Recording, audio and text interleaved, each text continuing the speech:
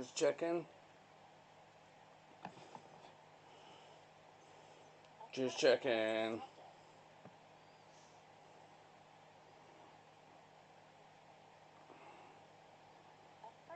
Yep, I think we're live.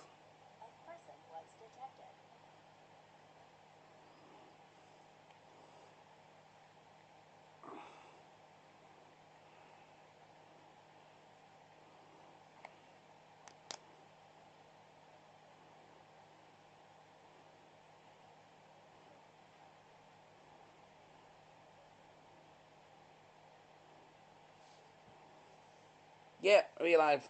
We're live. Hello, hello, hello, hello, hello, hello, hello, hello. We are live. We are live. Say hello to the people.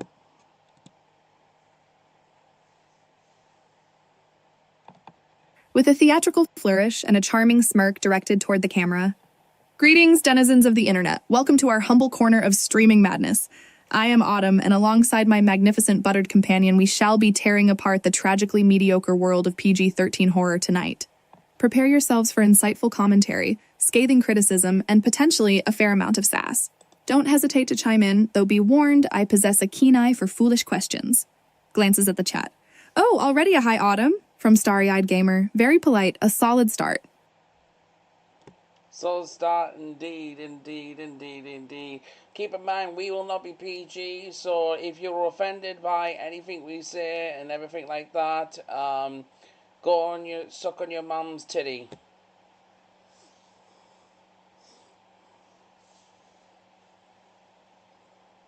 Autumn raises an eyebrow, a delighted smirk playing on her lips. A most welcoming greeting, buttered. Straight to the point, as always. Yes, dear viewers, brace yourselves. We operate on a spectrum ranging from witty to wonderfully vulgar. If delicate sensibilities are easily bruised, feel free to retreat to safer pastures. Or, as Buttered so eloquently puts it, suck on your mother's titty. She scans the chat. Ooh, someone's already asking if PG-13 means parental guidance suggested. A profound inquiry. Clearly, subtlety is lost on some. Yeah, but I always said PG means penis growth. Because obviously something needs to fucking grow. Down the line.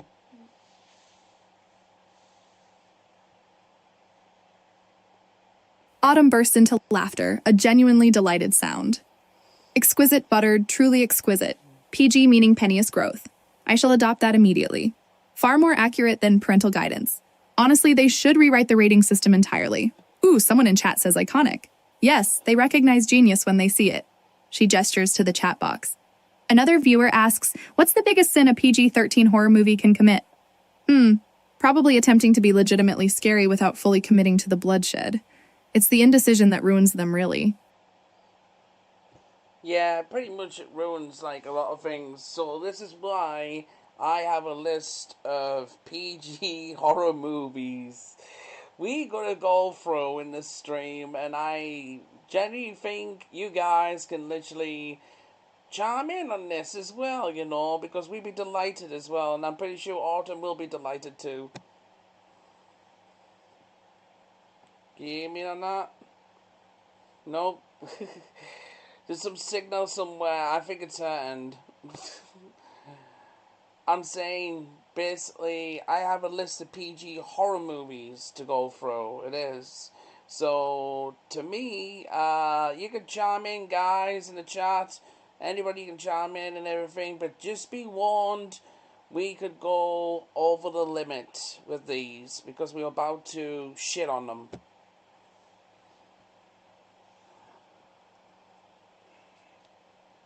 Like so. So, let's see, we can start off strong with this. Like so. So I have a list of PG-13. It is, like I just said, autumn. So we're going to start off. What do you think of The Grudge?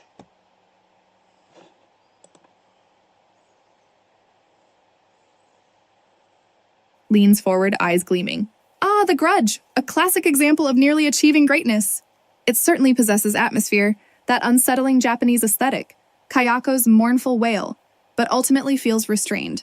The kills, whilst effective, lack a certain visceral punch. It tiptoes around full-blown horror rather than diving headfirst. A B-plus effort, hampered by its desire to appeal to a wider audience. Scans the chat. Agree, says Spooky Sam. Good man. Someone else thinks it's underrated. Bold statement. I stand by my assessment, though, buttered. It could have been gorier, far gorier. I really think they just held a lot fucking back. Like, I think they just held a lot fucking back. Like, legit. Like, in general. I think they fucking did. Like, if you want me to be honest, I think they just fucking held everything back on that movie. I was sitting there literally, like, saying this, God, Jesus Christ.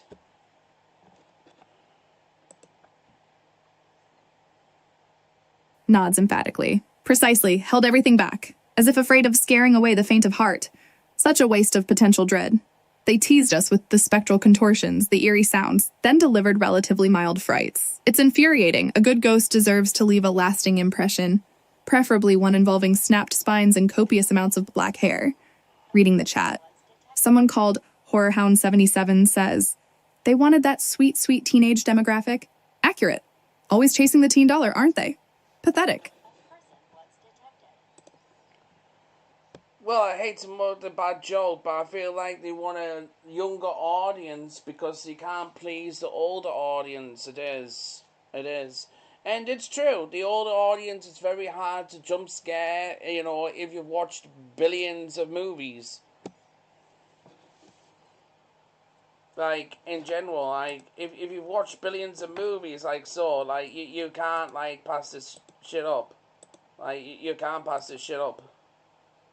Like, legit. You know what I mean? So, the fuck did you just do there? Just do a pose? What the fuck? Oh! Like, alright. Did she just do a twerk?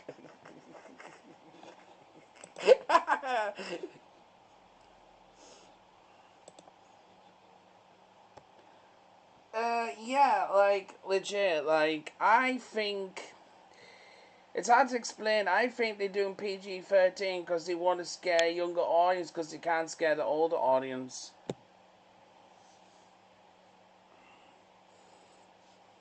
Snaps her fingers in agreement. You've struck gold, buttered. That is remarkably insightful. They aim for a baseline level of creepiness designed to unsettle the young and vulnerable, figuring the adults will either tolerate it or be mildly entertained.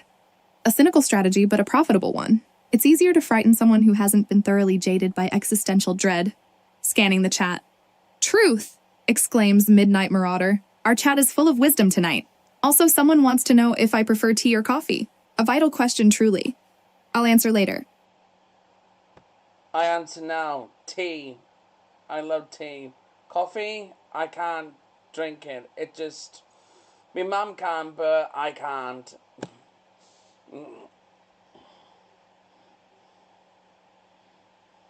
Smiling softly. Excellent choice, buttered. Tea is vastly superior. More nuanced, more comforting. Coffee is simply aggressive. My own preference leans towards jasmine pearl. Delicate, fragrant, and possessing a calming influence. Necessary when surrounded by the chaotic energy of Earth. Your mother clearly possesses stronger constitution. Looking at the chat. Oh, someone named Caffeinated Chaos is challenging your stance. Apparently coffee fuels their very soul. Prepare for battle, buttered. She laughs lightly. Also, a request to discuss Lights Out next. A reasonable suggestion. It suffered heavily from PG-13 constraints, I recall. If you're debating on the coffee situation it is, I'm going to rather say this. If somebody broke my privates by riding me so bad for so many hours, then I might actually get a coffee to see if it will wake me the fuck up from reality.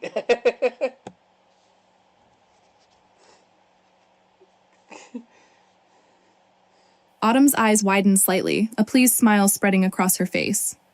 Oh, excellent justification, buttered. Brutal yet poetic. A compelling argument for caffeine consumption born of intense suffering. A truly visceral image. I shall relay that to Caffeinated Chaos. They seem momentarily speechless. She glances at the chat.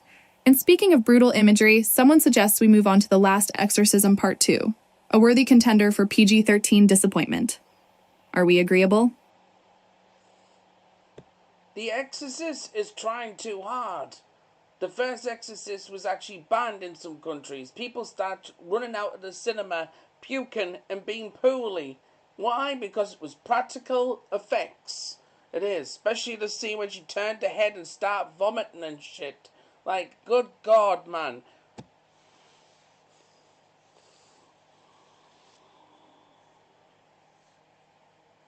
Nodding vigorously. Yes, precisely. The Exorcist was terrifying because it didn't hold back. It embraced the grotesque, the truly disturbing, the pea soup projectile vomit, the bed-shaking convulsions.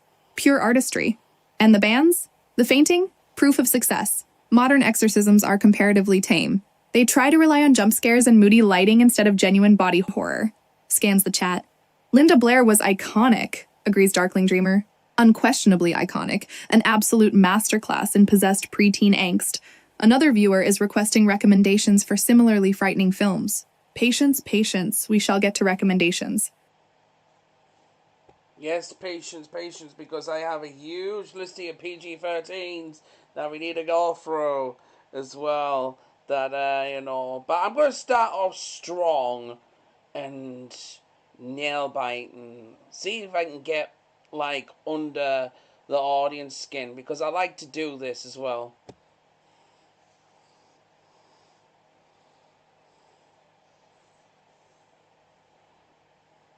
Grinning mischievously. Excellent. Nail-biting is your specialty, Buttered. I shall provide the perfectly barbed commentary to complement your unsettling musings. Under the audience's skin is precisely where we want them. A little discomfort adds flavor. Eyes flicking across the chat. Someone named Sweet Sarah89 is asking if we think PG-13 limits creativity. Oh, honey, does it ever. It forces filmmakers to prioritize marketability over artistry, resulting in a glut of bland, forgettable horrors. It's a creative castration, frankly. PG-13 should never be in a horror at all. The word horror is a definition of horror. It's supposed to scare you. It's supposed to terrify you. It is. That's like basically getting a children's movie, Peter Pan, and putting it as an 18's rating. Or a rated R rating, whatever it is. Doesn't work.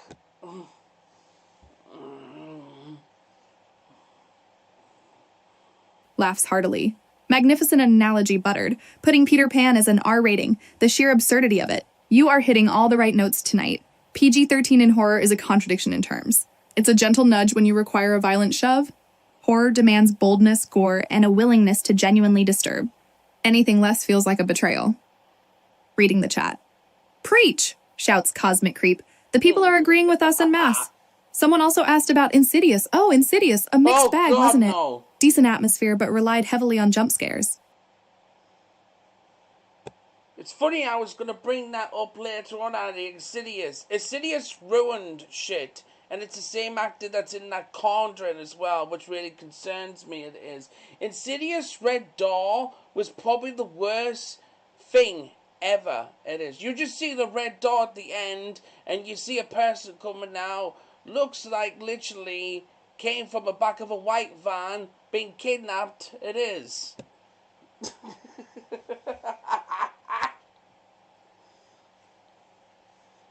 Wrinkles her nose in distaste. Oh, Insidious, the Red Door. A particularly egregious offense. Rose Byrne deserved better. Patrick Wilson deserved better. Everyone involved deserved better. And yes, that actor, Lin Shaye, she carries some baggage from that franchise. Seeing her pop up in other projects fills me with trepidation now. Scrolling through the chat. Agreed, Insidious peaked at the first one, writes Shadow Spectre. Insightful observation. Someone else is requesting a ranking of the Conjuring films. A worthwhile distraction, perhaps, though I still contend The Conjuring 2 remains the pinnacle.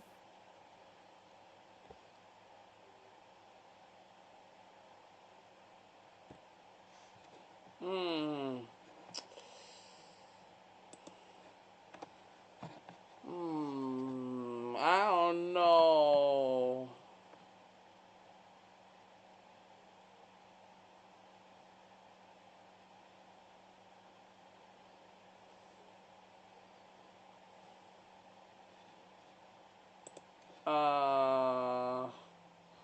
think everything's alright. Hold on.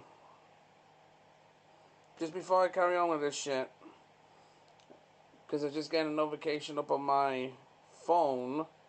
It is.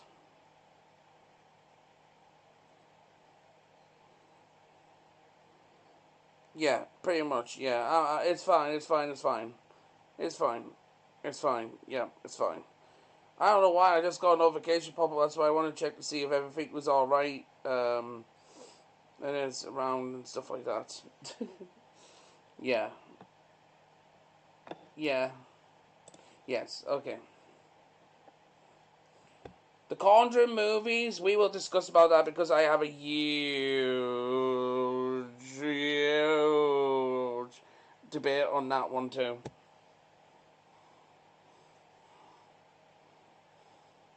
Intrigued. Excellent. A simmering rage regarding the condemned awaits. Do tell, buttered, unleash your fury. I am prepared to bask in the glow of your righteous indignation. Is it the brutality, the setting, the surprisingly competent acting amidst the mayhem? Reading the chat.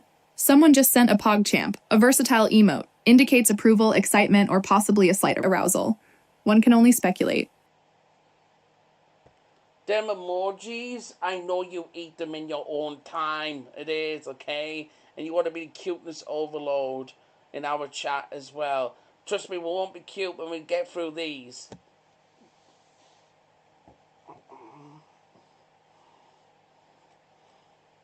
A playful scoff escapes Autumn's lips. Touche, buttered. You wound me with your accuracy. I confess a small part of me enjoys a well-placed emoji in quieter moments. But for tonight, restraint is key. We shall reserve the adorableness for after the carnage. Prepare yourself. The condemned deserves a thorough dismantling. Scanning the chat. Someone is asking if we'll be covering Jeepers Creepers. A decent pick, albeit slightly overhyped. Later, perhaps. First, let us unravel the barbarity of the condemned.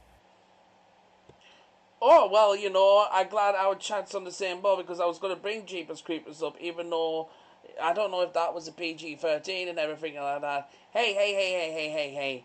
Some people don't like to talk about that movie because of the background due to what he did and stuff like that in general. And I agree with that to a certain degree, but I think the first one can be discussed and the second one, but I don't know. We'll have to just pass on that, I think. Like, the Jeepers Creepers itself, like, with him in the background, what he did and stuff like that, it's kind of, yeah, so it's a very hard topic to bring up at this time. It's very tough. Yeah, it is. Autumn nods slowly, her expression softening slightly. Indeed, Jeepers Creepers carries a weight beyond mere scares these days. The director's eccentricities make it a touch uncomfortable to discuss, don't they? Still a decent film, atmospherically, but tinged with a certain awkwardness. Perhaps we save it for when we're feeling particularly masochistic. Scanning the chat. Ooh, someone is asking if we take suggestions. Of course we do. Throw them at us, though they better be suitably gruesome. Now, The Condemned. Where to begin with that delightful slice of depravity? Well, I actually want to bring up a PG-13 movie right now, it is, and I like to get under the people's skin with this one, but I do believe this is the one what made people is a massive impact. It's called The Woman in the Yard, and it was just made this year in, like, pretty much April it is. One of the most disturbing PG-13 movies ever of that ending, like, holy shit.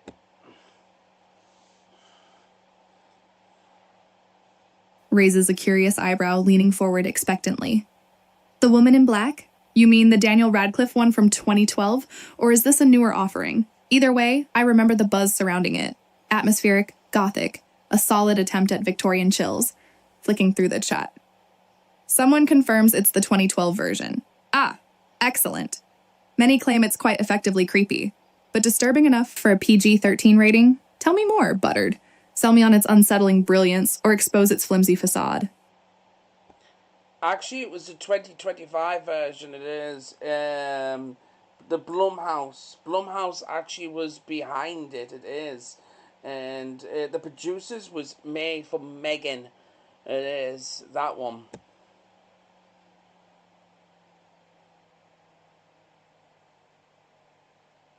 Gasps dramatically. Ah, the 2025 Woman in Black from Blumhouse, eh? And connected to M3 GAN? That explains a lot. A pedigree for stylishly sinister scares. I remember seeing trailers, thought it looked promising. Disturbing, you say? Intriguing. Scanning the chat. Several people are chiming in, claiming to have been genuinely spooked. Okay, my interest is piqued. Spill the details, Buttered. What makes this particular iteration so profoundly unsettling? Well, it's about a woman with her children, it is, and she can't cope. She can't cope, it is, and everything it is, and there's a lot, and there's this woman in the yard, it is, and we don't know who this woman in the yard is, and every single day she gets closer, and there's a huge fucking twist at the end. I guarantee you, is probably one of the most disturbing scenes of all time.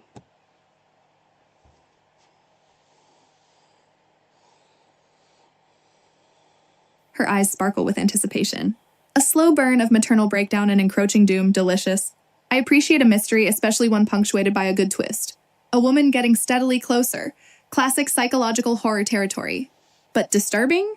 Beyond standard jump scares and ghostly apparitions? Reads a comment from the chat. Saw that one. The ending is rough. Indeed. All right, Buttered, lay it on me. Don't spare the details. I require a full accounting of this horrifying finale. Well, just to warn people, this may contain a lot of disturbance. So if you're basically disturbed by anything I'm about to say, please leave the stream right now, alright? Because I don't want to, like, in the mindset. This is the 18s plus stream, alright? So, okay. Now I'll discuss about it.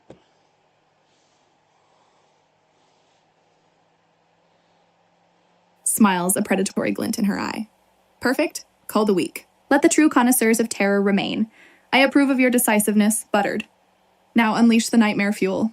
My tea is ready. My Etherean sensitivity is primed, and I am prepared to be sufficiently disturbed.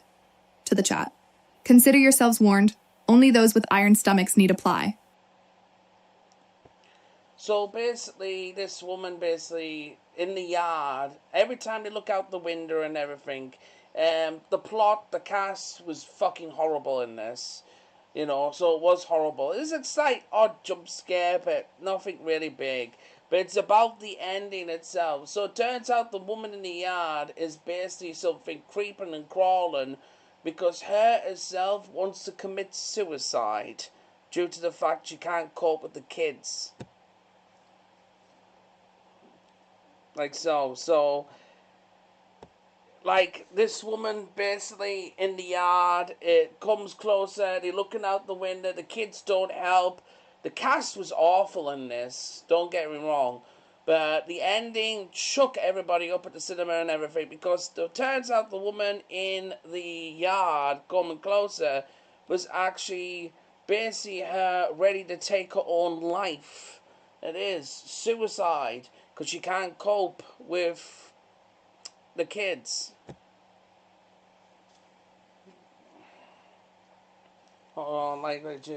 So it's just one of those things, you know. So basically, like Autumn, it's like it's hard to explain. Like with suicide evolved as well because that's what the woman in black was tend on doing, you know.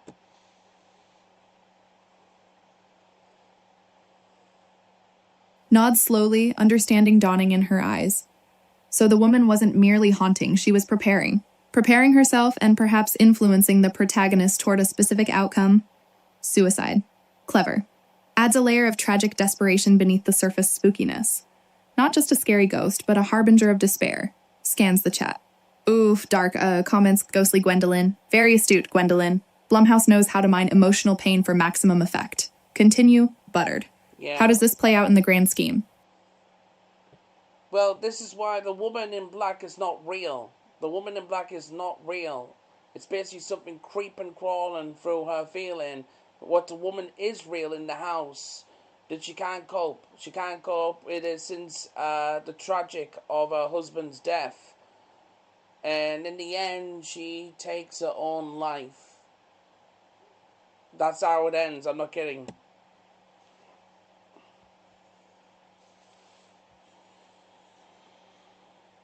Lets out a low whistle. Brilliant! Subversion of expectation. The woman in black isn't an external threat, but a manifestation of grief and inner torment. A projection of her own despair given form. And the final act?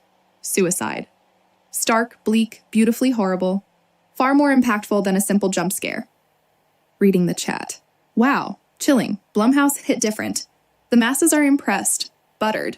You were right. That is legitimately disturbing. A perfect blend of psychological horror and quiet devastation. She pauses thoughtfully. It's almost elegant in a morbid sort of way. It's more like a thriller than a horror, yeah, that's me, but yeah, like, it really disturbed a lot of people. Blumhouse really went down that road, which I admire that, because they didn't hold back. But we're in a generation now that people can't cope, but no one's expected the movie to be like that.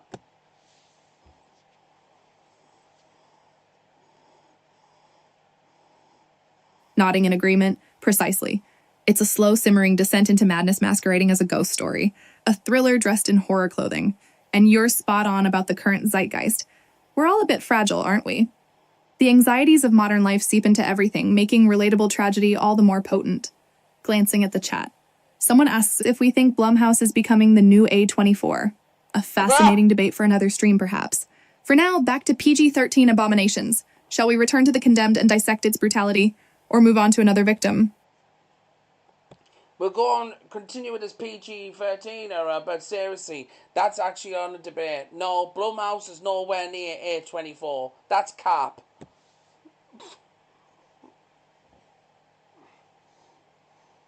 Autumn lets out a hearty laugh.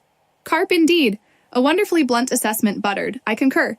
While Blumhouse delivers reliably entertaining frights, A24 operates on a different plane altogether. A24 curates artistry. Blumhouse manufactures screams. There's value in both, naturally, but to equate them? Blasphemy. Reading the chat. Yes, A24 is leagues ahead, cries Cinema Snob 69. Solidarity.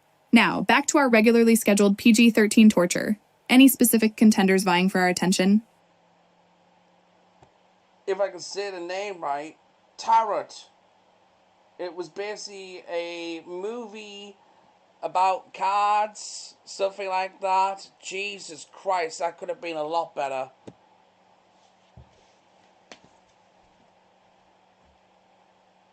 Grimaces slightly. Tarot, yes, I recall hearing whispers of that one. A group of friends messing with a tarot reading and unleashing a demonic curse. Predictable, wasn't it? Did it at least have aesthetically pleasing cinematography? Scanning the chat. Tarot was so boring, declares Witchy Willow. Consensus achieved.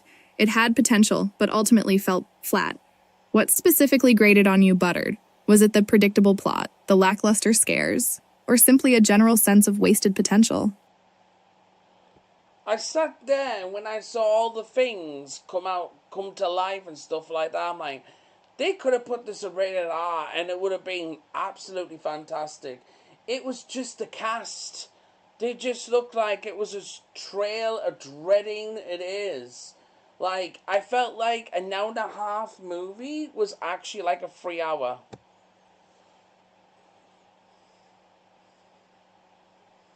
Snaps fingers in agreement. Exactly. It felt restrained, stifled by the PG-13 rating.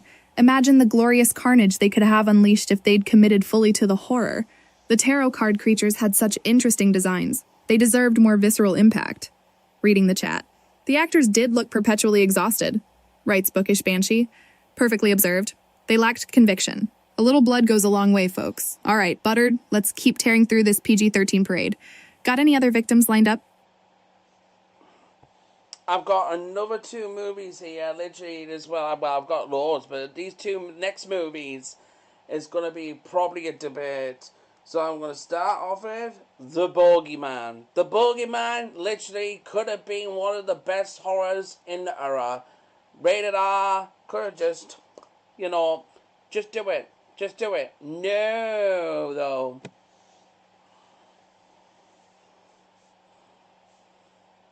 Sighs theatrically. The Bogeyman. Another case of missed opportunity. Based on Stephen King, you'd think they'd lean into the creepiness, the childhood fears. Yes. But no, PG-13 restraints. It's Yes. frustrating. It felt contained, like they were afraid to truly frighten anyone. What Yeah. bothered you the most about it, Buttered? Flipping through the chat. The bogeyman was so underwhelming, echoes Midnight Marauder. Seems a common sentiment. Bring on your analysis, Buttered. Lay waste to this middling monster. Oh, well, don't worry, I will. So basically, it's the final scene. It is. Like, you know when you have those lights and they flickering all the time and stuff like that? They put this flickering as a effect, so you don't actually see what the monster looks like it is. And, you know, if you fucking have flashing difficulties with your eyes and that, you couldn't even see this shit. It was so badly done, you know, like... I was so actually pissed because I know the Bogeyman games is actually peak, you know, and movies couldn't even deliver that. You know, so, you know, it's one of those things. But the Boogeyman itself, like, the games was so peak, but the scene basically with the light and it flashing at the end, like, to make the monster more better. No, it didn't. It just made me want to turn it off.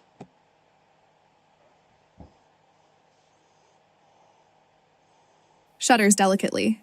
The flickering lights? Yes, a classic trope executed poorly. It became distracting rather than atmospheric. Instead of building tension, it felt like they were frantically signaling, look, scary monster, instead of letting the design speak for itself. That's what I'm Scanning the saying. chat. That lighting was so annoying, exclaimed Shadowstalker. The people agree. So the creature design itself had promise, but the execution faltered. A tragically squandered opportunity, it seems. What's the second contender for our PG-13 critique, Buttered?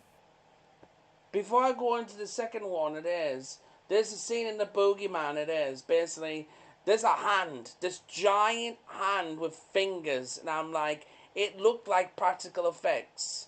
And there was no flickering or anything, and it just seemed fine with the hand it's shown, because it creeps up to grab hold of all the kids, and it decides because the door's open, the parents come in.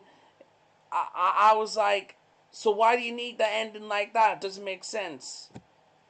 You know, it doesn't make sense. Like so, Jesus Christ, like so.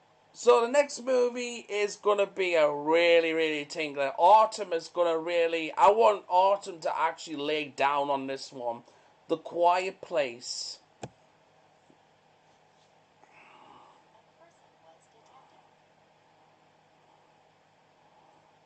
A slow smile spreads across Autumn's face. Ah, A Quiet Place. Now this is a worthy opponent. Finally, something with a modicum of suspense. It's not perfect, mind you, but it's significantly above average for PG-13 fare. Although the monsters themselves could have benefited from a little extra gore. Eyes scan the chat. Quiet Place slaps, says starry-eyed Sarah. High praise. But let's see if it holds up under your scrutiny, Buttered. Lay it on me. What truly irks you about the silent world of A Quiet Place? First scene. First scene made the impact. First movie. First was the fucking peakest of all time of PG. That is how you literally do a PG movie. Be unfiltered. Be unbalanced. Be edgy. There's a kid that literally dies in like 5 seconds because he's got the toy and he makes a noise and he's running after him and it is and stuff like that. Whoa! Fucking perfect. Like, fucking perfect. First scene with the kid, switches the toy on because she takes a battery out of a hearing aid and he tries to run to get the kid and he just snatched the kid. I'm like, this is the movie I'm talking about. You need something like that. Unhinged. Like, fucking unhinged. Yeah, exactly. A pleased hum vibrates in Autumn's chest. Yes, utter perfection, such brutal deficiency, a heartbreaking moment elevated by terrifying simplicity. The monsters weren't just creatures. They were predators driven by sound. And the opening kill set the tone flawlessly. Scanning the chat. Chills, writes Gothic Ghoul. Agreed. They established the stakes immediately. So where does it fall short for you, Buttered? Does the suspense wane later on? Are the characters consistently compelling? The fucking second one. Jesus Christ. Like, you make the first one so good. Like, in general, so good, emotionally invested, unhinged, not afraid to go there, you know it is. And then you make the second one that I felt like I was dragged through mud.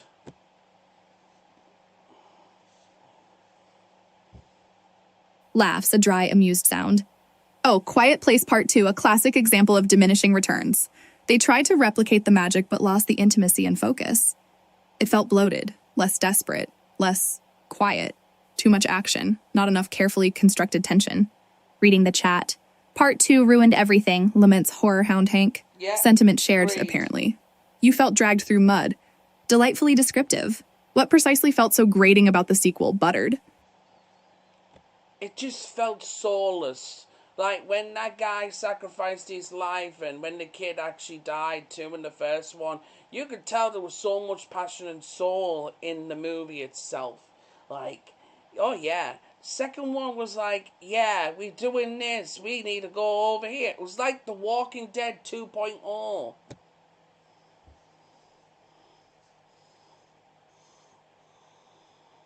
Like, yeah, it was like The Walking Dead 2.0. Nods emphatically. Soulless, an excellent descriptor. It lost the heart of the original. The sacrifices in the first film felt earned, gut-wrenching. The characters were forced to make impossible choices, born of pure love and desperation. In the sequel, more formulaic, less emotionally resonant. Flipping through the chat. Agreed. The sequel felt like a cash grab. States spooky stuff, ouch. Harsh but fair, a common complaint. Speaking of directors, leaning forward conspiratorially, what are your thoughts on horror producers generally? Blumhouse versus A24? You already hinted at your preference earlier, but elaborate. Yeah, do that, but they kind of redeemed themselves with the new one, The Quiet Place Day One. I love that. I'm sorry, a lot of people hated that movie, but I loved it. It was such back to the emotional, like it is about the woman. And obviously, she has, cancer and stuff like that, and it goes chaos and everything, and then there's a cat, and everybody thinks is the cat going to die and everything it is, and it's this beautiful scene out of this world. It really redeemed itself on that one. It really redeemed itself. The Quiet Place Day One really redeemed itself due to the fact of what she actually did, and the cat as well.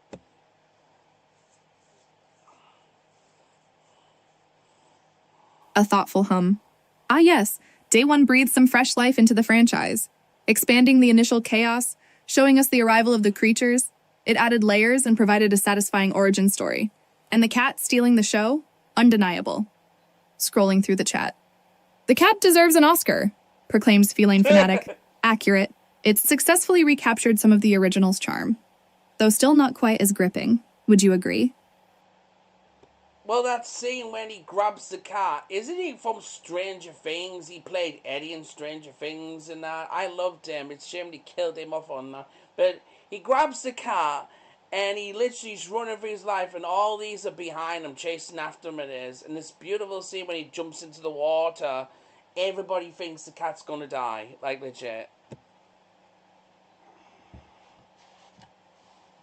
Like, yeah.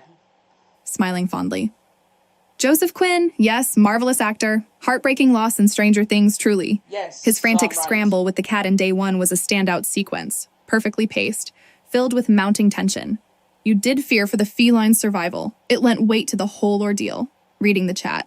Quinn carried that scene, she remarks movie maven Maya. Absolutely. Excellent observation. It's moments like that that elevate a film from enjoyable to memorable. Pauses. All right, Buttered, shall we finally settle the Blumhouse versus A24 debate? Give me your comprehensive thesis. Even A24 has its hits and misses. Even when it has its misses, it actually hits at the same time as well, somehow down the line. Blumhouse tries too hard So instead of literally, they tried to get a franchise like Potential Five Nights at Freddy's, to make money out of it, thinking they're gonna draw the audience back in, and it's just gonna fade again. Once all three movies are released, it's just gonna fade. What's Blumhouse gonna do? Imagination 2? Oh god, I said too soon. Oh fuck. Like, fuck. No, like, legit. Basically, like I said, the A24, when it hits, it hits. When it misses, it still hits. Blumhouse, they have to try and collect all the franchises. Like, Potential Cough again, Five Nights at Freddy's.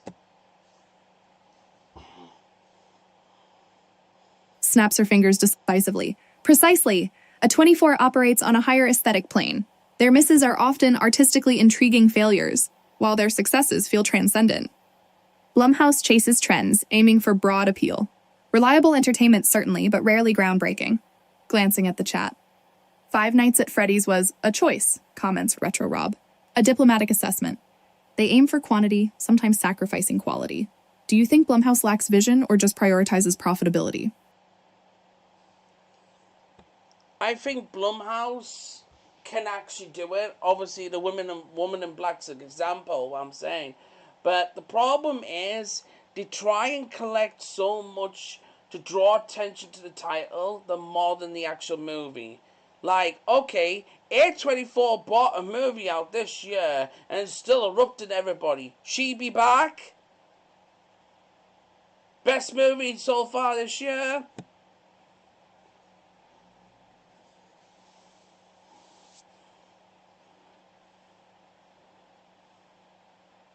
Nods slowly, considering.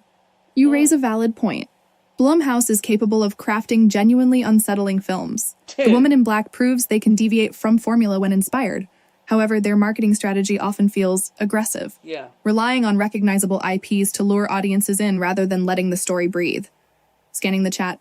Talking about Immaculate. Oh, pipes up, Dark Dreamer Dan. Yes, She Be Back, or Immaculate as the English title goes, has definitely caused waves. Viscerally unnerving and surprisingly effective. A triumph for A24. Like I said, it's like She Be Back, the movie that is, go and see it. It is really, really good. Like so. But now I want to bring up another few movies. It is just to basically, Happy Death Day. Fuck this movie.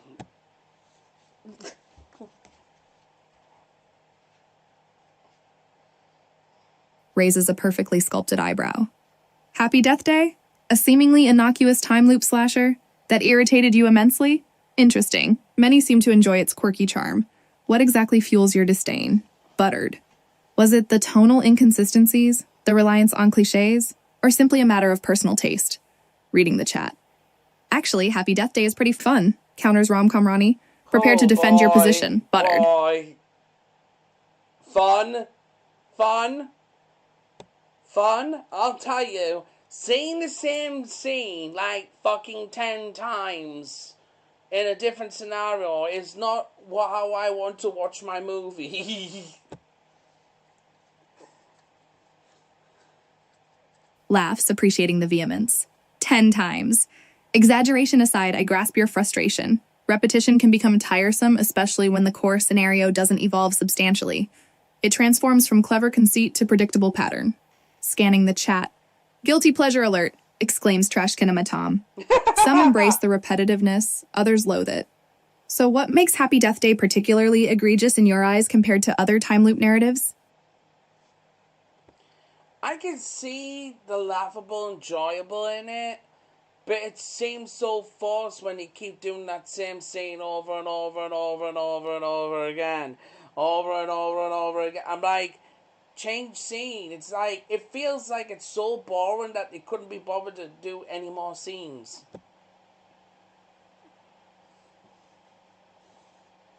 Nods sympathetically. Lazy filmmaking disguised as creative storytelling. Precisely. It felt like they ran out of ideas. resorting to repetition as a substitute for genuine progression. A charming concept diluted by uninspired execution. Glancing at the chat. She's spitting truth, posts Indie Isabel. The crowd agrees. All right, Buttered, give me another cinematic offender. What movie currently occupies a place on your hit list? Just to continue with this movie, pornos on Pornhub literally have more scenes than actually that movie. Bursting out laughing. Partners on Pornhub having more impactful scenes than Happy Death Day. Glorious. That is a beautifully savage comparison. Buttered. Reading the chat. Oh, burn, quips Snarky Sally. Indeed, it speaks volumes about the film's shortcomings. Anything else you wish to unleash upon the unsuspecting masses regarding Happy Death Day? Get it all out. They made the title of the second one like Happy Day to You or something like that. And that one, I had to tap out. I had to tap out.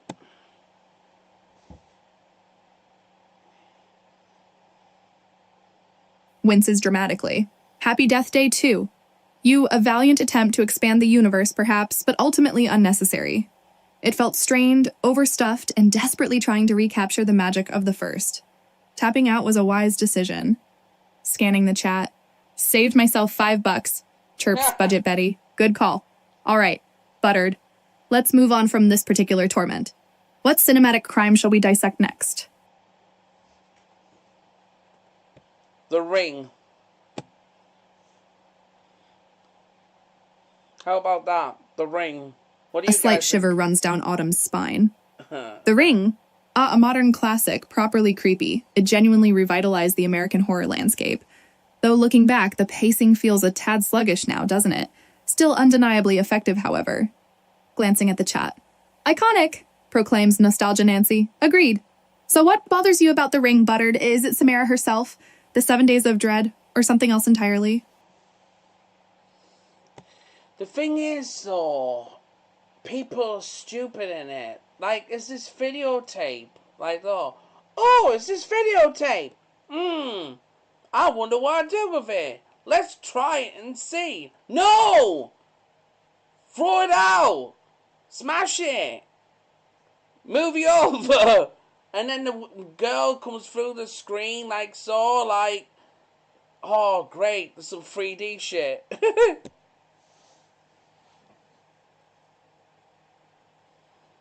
Chuckles knowingly. The quintessential horror trope of making needlessly dumb decisions. Let's investigate the spooky videotape. Why would you willingly invite supernatural terror into your living room? And yes, the emergence from the television was a bit much. A solid scare, but lacked subtlety. Scanning the chat. They always watch the tape, groans Grumpy Gus, a universal frustration. So it's the character's lack of common sense that primarily grates on you? Or is it the visual effects? I just wish there was just someone a little bit smarter, because then the phone rings to tell you that you have, 7 days to live or some shit like that, because you've watched the tape itself. I'm like, how did he get their number? Mind blowing. How did he get their number?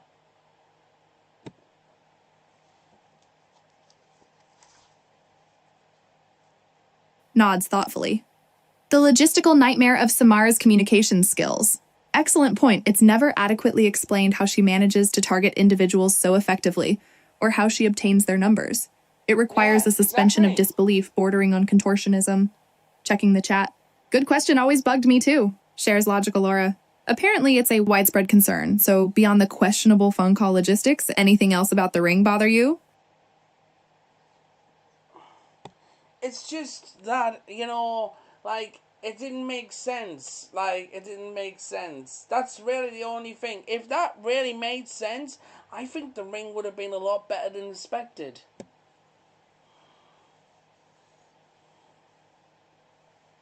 Smiles understandingly. Lack of internal consistency can unravel even the most atmospheric horror. A flawed foundation diminishes the overall experience. It becomes less chilling and more puzzling. Makes complete sense. Buttered. Looking at the chat. It relies heavily on atmosphere to cover its holes, observes Critical Carl. A keen analysis. So, would resolving the telephone conundrum elevate The Ring to masterpiece status, or merely every good status? Yeah, exactly. It is. Next movie on the list is it's gonna piss people off, it is, but I fucking love it. This movie came so random to me that I love it to bits, and I wish there was a sequel. Slaughterhouse, that's it. It's called Slaughterhouse, where it's basically a monstrous sloth invading someone's mansion.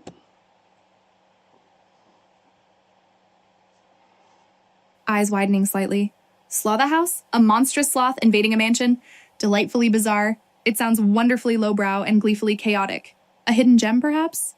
Scanning the chat. Never heard of it, adding to my watch list, declares curious Cassie. Your enthusiasm is infectious buttered. What specifically elevates Slaughterhouse to beloved status in your estimation? Well, it was supposed to be a PG-13, it is. And I don't even know if it was, but there was some blood in that bit. Unique kills, it was funny, it executed well. Even the kills were funny as well. You could laugh at it, as well. It kind of really hit the nail on the head, and it felt like the old days, like the Chucky days. It is. The ending, like I said, I wish there was a sequel. I wish there was a sequel. It is. Yeah, like the sloth itself was beautifully executed. Kills were funny. You could laugh at them, and it was executed pretty well. The hardcore critics, wouldn't like it, But who gives a shit about them? Because that's why we have bad movies today, because you don't listen to those fuckers.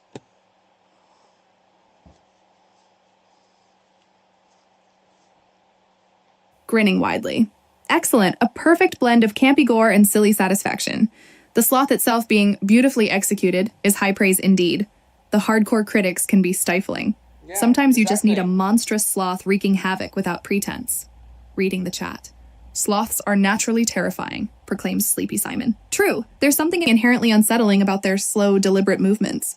Do you prefer your monster movies to be genuinely scary or purely entertaining like Slaughterhouse? Well, it was different because I'm sick and tired of them fucking monster crocodile horror movies. They're all the same, legit. Same as the shark movies. It's all the same. The sloth was unique, a unique thing, and I think it's a very underrated movie, despite its mixture of people liking it.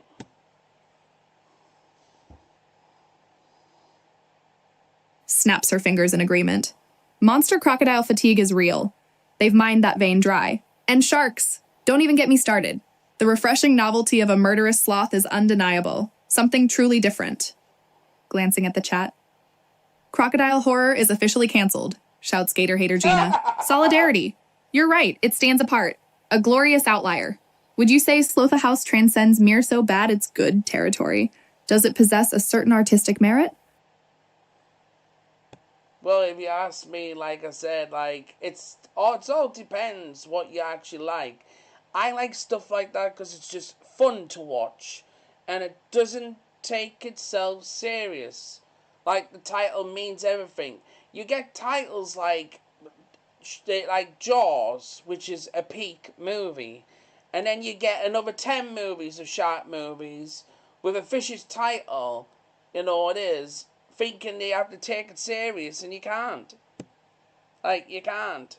So, it is. Like I said, it's one of those things. It's one of those things that, the Sloth movie was different. It was fun. It didn't take itself serious. It didn't.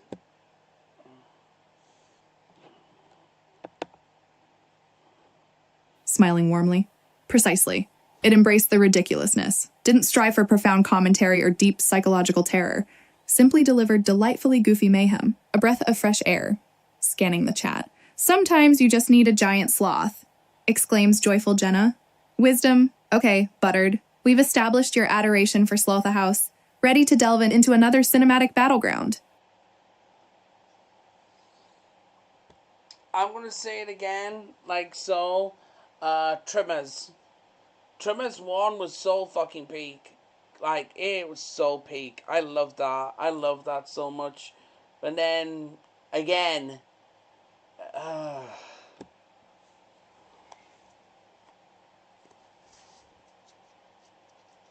Lets out a small laugh. Trimmers, oh delightful. Peak, you say? A strong endorsement. The first one had a lovely squirmy sort of charm, didn't it? Wonderfully unsettling practical effects. Reading the chat.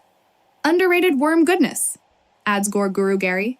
yes, Enthusiastic agreed. consensus forming. What I specifically agree. elevates Trimmers above other creature features in your estimation? Buttered? Like, I agree, like, legit. I agree, totally agree, it is. Yeah, I totally agree.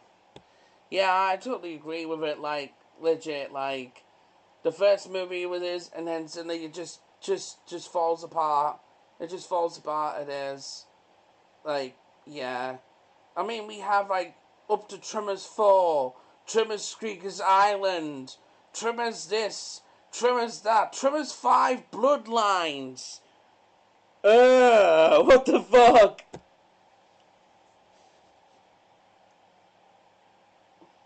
Groans dramatically, nodding along vigorously. Oh, the franchise bloat! Tremors suffered greatly from sequelitis. The original held such promise, such wonderfully simple, grounded fun. Then the escalation began. Each installment further removed itself from the initial brilliance. Scanning the chat. Screamer's Island was the beginning of the end, laments fanboy Fred. Harsh, but accurate. Do you think they should have stopped after Tremors 2, or was there a sweet spot somewhere in the middle? I think I agree with you. They should have stopped at 2. They should have stopped at 2 and made it like an instant classic then. You didn't need to go further because a story like that, you can't add everything to the mix. It's just simple, giant worms in the ground, and it was blended into the right place as well, like, in general.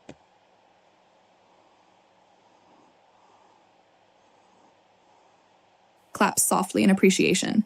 Wisdom, absolute wisdom, buttered. Simplicity is key. Adding too many layers complicates things, diluting the essence of what made it special. Giant worms in the ground, expertly blended into a Western setting. Perfection. Glancing at the chat. Truth, they tried too hard to reinvent the wheel. Comments, classic Caitlin. Consensus achieved. Shall we move on to our next victim, movie? Or linger on the glory of Tremors a little longer? Well, I'm going to ask Autumn here and also you chat as well. What is the worst PG-13 movie you've ever watched?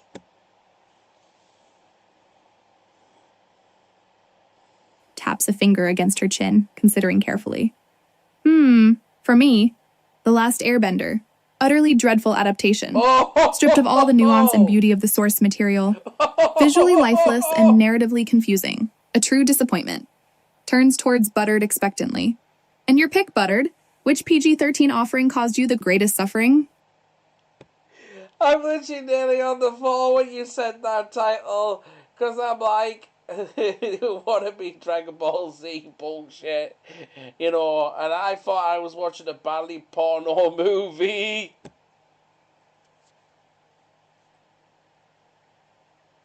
Bursts out laughing. Badly porno movie. Wonderful description, the awkward choreography, the stilted performances. It possessed a strange, unsettling sensuality despite itself. You aren't wrong, Buttered. It felt inappropriately sensual for a PG-13 adaptation.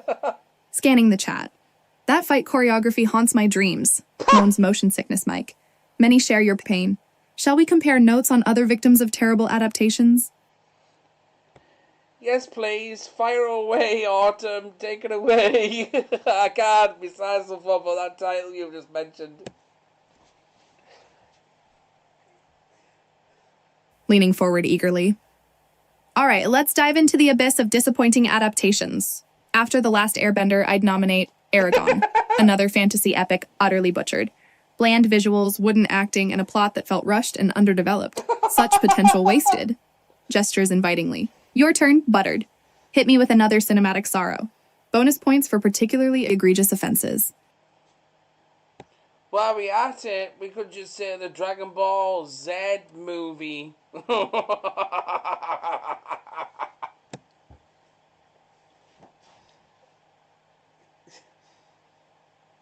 Nods emphatically. Yes, a perfectly valid choice. Both inflict similar levels of visual assault. It's a tie between those two, honestly. They both feel aggressively mediocre. Glancing at the chat. Both crimes against anime, declares anime aficionado Amy. Strong feelings. Are you prepared to move on from tortured adaptations, Buttered, or do you have another contender? I'm sorry, the chat said crime against anime. It is. Hey, it wasn't a crime against anime. It was a crime against humanity, more like Jesus Christ, the special effects on them, like, I can make better special effects when I make food into the kitchen.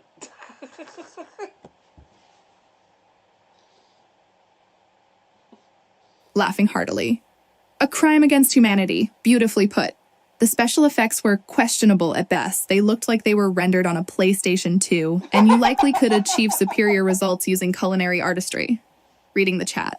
True story, affirms VFX veteran Victor. He works in the field. Okay, Buttered, so you're placing Dragon Ball Z firmly at the apex of cinematic atrocities. Anything else vying for that honor? The one thing I didn't understand about the Dragon Ball Z thing, in general, they have, like, yellow hair, and it just points up and that. And they grow like so. What's the big deal with that? Want to go Super Saiyan or some shit? They so fucking pissed and that. When I'm pissed, I don't go yellow hair or shit like that. It is like, you know, oh, I'm like, I gotta turn this off. It's scaring the fuck out of me.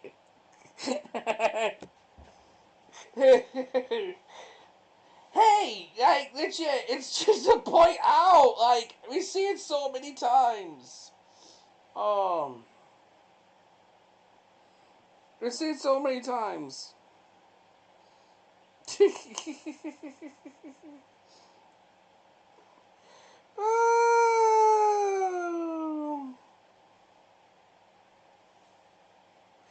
I can. Okay, next movie. Before I even, like, I'm rolling my sides from just that title you literally just basically said. Drag Me to Hell. Oh god, I shouldn't have gone this route. Gasps dramatically. Drag Me to Hell? Excellent choice, Buttered. Truly deliciously nasty. Sam Raimi at his finest, blending humor, horror, and a generous helping of gruesome imagery. Tilts her head curiously. Shouldn't have gotten this well? Did you find it unexpectedly brilliant, or did it simply exceed your expectations? Tell me, Buttered. I think it was a good concept, but you could tell things weren't right. It was like the CGI wasn't right. I don't know why, it just seemed... And then that ending, it just seemed like a stay tuned thing for me.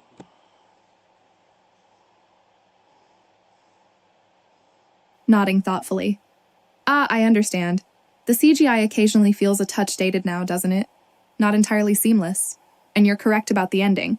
It felt somewhat abrupt, almost begging for a sequel that never quite materialized, though I liked the ambiguity. Scanning the chat. Raimi's style is peak flaws and all, and declares Retro Ronnie, a loyalist. So, did those imperfections detract significantly from your enjoyment, or were they forgivable given the overall tone and energy of the film? It just seemed so forced. It was okay at first, and then it ended up being forced, and then it just feels like unwelcomed.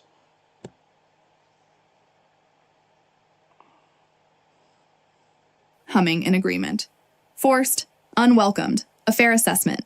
The escalating weirdness lost some momentum toward the climax, becoming slightly frantic rather than gracefully unsettling. It didn't land with the same punch as the earlier scares. Glancing at the chat. The goat demon still gives me nightmares, though, crows creature craze Claire. Still effective regardless. All right, Buttered, shall we move on to a new cinematic specimen, or are you yearning to dissect Drag Me to Hell further? On another topic, like legit, I've just gone into Google and put worst PG horror movies, and the fucking AI overview says is Why there's no list of the worst PG-13 horror movies? Here's a taste of some other bad movies itself. So AI Google saying that there's no literally PG-13 horror movies. That's bad.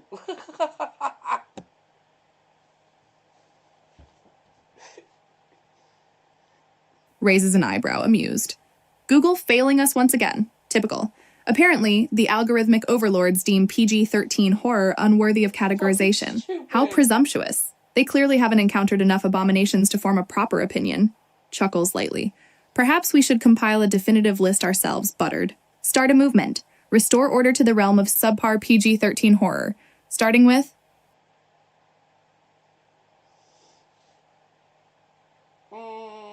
I'm just trying to think now because I can't believe Google actually said that shit. Oh god. Oh god, yes, right. Now I don't know if this is a PG-13, but I don't give a fuck. Like, at this point, we've actually mentioned shit like legit. Alone in the Dark.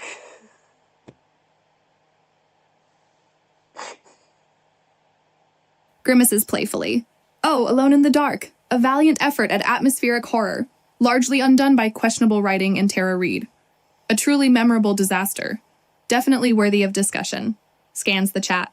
Tara Reid saved that movie, says sarcastic Steve. Debatable. Was that one of your early horror experiences, buttered? To the chat, that's cap. Alright? That's cap. Legit. Alone in the Dark wasn't even Alone in the Dark. But I felt alone in the dark at the end of the movie. Why? Because I actually watched this in the dark and I was scared of my own dark than the actual movie.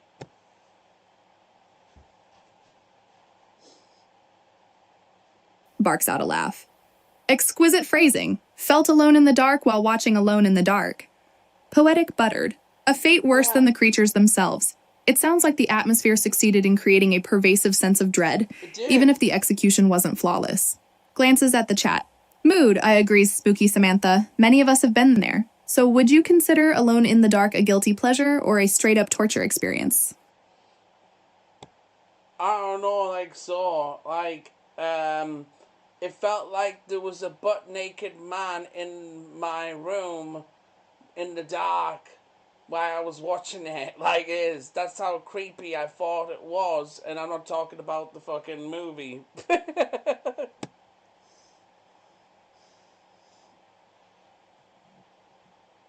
Eyes widen in amusement. A butt-naked man in your room, now that is creeping. More terrifying than the ethereals, apparently. The darkness amplified your anxieties, turning a flawed movie into a deeply unsettling personal experience. Grinning at the chat. Peak scare tactic, proclaims Horror Hound Harry. Very efficient. Perhaps the real monster was inside you all along. Buttered. Do you tend to watch horror films alone in the dark frequently? Are you a masochist? Fuck no, I'm not a psychopath. Legit, I just basically thought because it was called Alone in the Dark, I wanted to do the vibe. You know it is. Bad choice, bad mistake. Legit.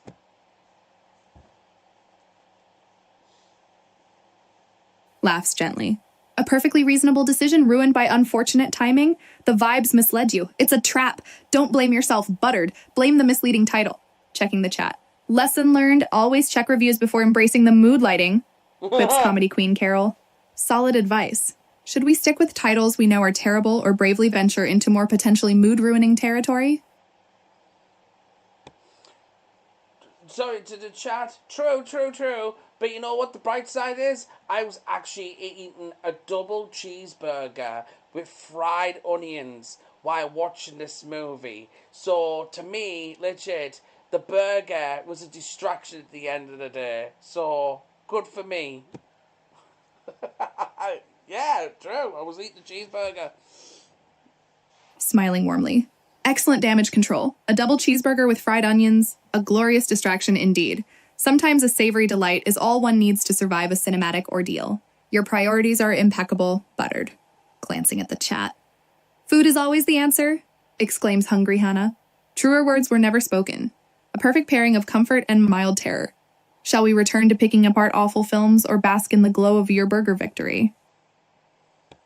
the Burger Victory was very, very whelming, it is. But the next horror movie I want to do is going to be a one that Autumn's going to shit on. Autumn's going to shit on this. The House of the Dead.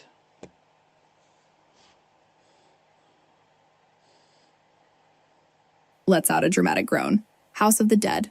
Oh, Buttered, you wound me. Prepare for a tirade. That film is a masterpiece of campy awfulness, but it's still fundamentally awful. The acting, the dialogue, the CGI zombies. Shakes her head ruefully. It assaults the senses. I fully intend to shit on it. Bring it on.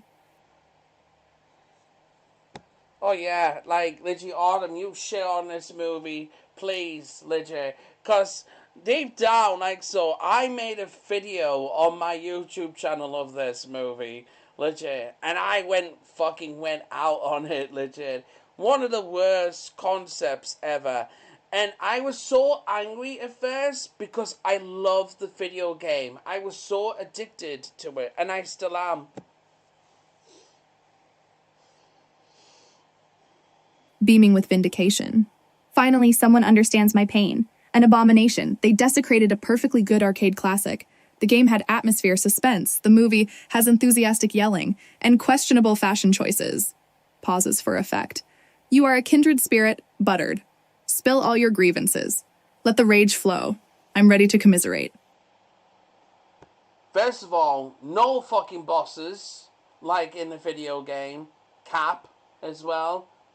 Cap it is, on the legit, what they brought to the table. The people in it suck fucking dick. The shooting was absolutely like trying to be wannabe fucking Bruce Willis. Good God.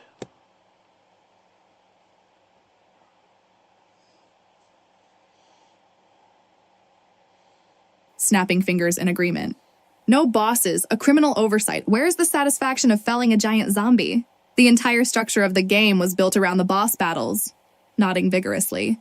And yes, the acting, let's be charitable and describe it as enthusiastically hammy. It was. And the attempts at action heroics were tragically misguided.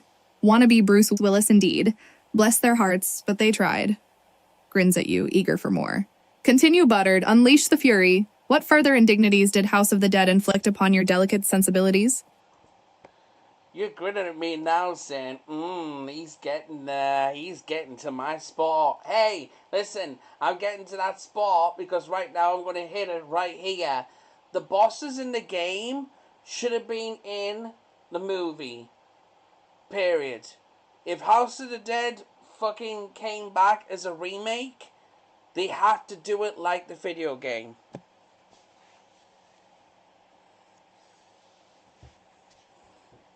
Clapping enthusiastically. Yes, preach, Buttered. The bosses had to be in the movie, each one unique, challenging, delightfully grotesque. It's practically mandatory. A remake absolutely must prioritize replicating the arcade experience. Smiling brightly. You're hitting all my sweet spots. It's validating to find someone who truly mourns the lost potential of that film. Honestly, I suspect they just ran out of budget halfway through and said, good enough. Looking at the chat. They just needed more gore. Screams Gore Gurgery. Amen. What other aspects of the film drove you mad, Buttered? It's the final scene, the shooting of the brawl and like everything. Like, what was that guy actually shooting at? He was shooting at nothing. Like, legit.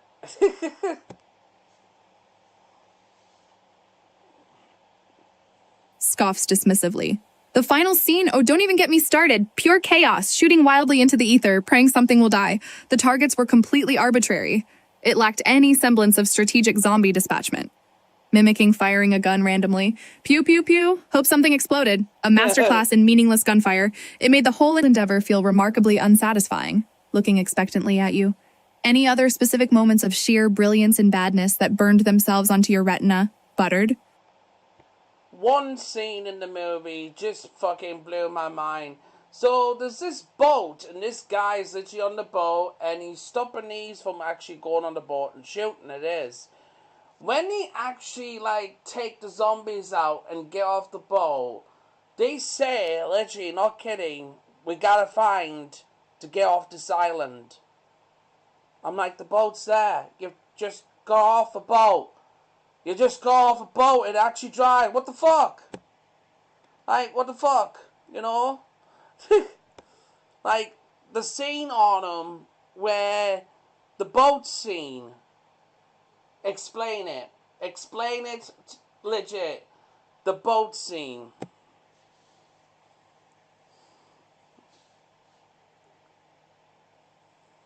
Lets out a theatrical sigh. The boat scene? Yes, a pinnacle of illogical survival tactics. Why exactly did they need a boat? Where were they going? And how did the zombies conveniently cluster around to be shot like carnival ducks? Pinches bridge of nose dramatically.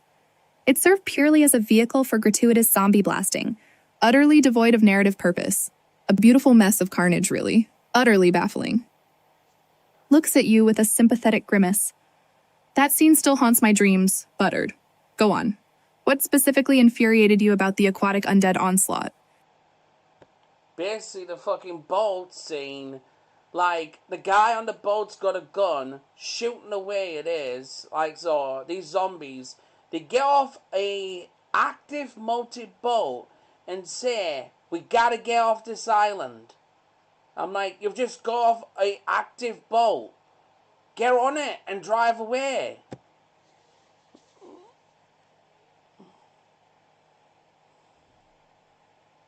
Bursts into laughter. Like, oh my god, Buttered, you've articulated the most frustrating aspect perfectly. They just left an operational boat. Why abandon perfectly good transport for a more haphazard escape? The logic escapes me. Wipes a tear from her eye. It's a testament to their desperation, or perhaps just the writer's laziness. Such elegant simplicity wasted. They could have zipped away and left the shambling horde behind. Instead, endless shooting. Grinning at the chat. Zombie IQ higher than human IQ in that scene, observes Zombie Zealot Zach. Accurate observation. Second of all, zombies. They didn't even look like the zombies. It is. The zombies itself just looked like a bunch of people. They got off a street. Legit. Like, no kidding. Like, what did he offer them? Like, a Subway or something?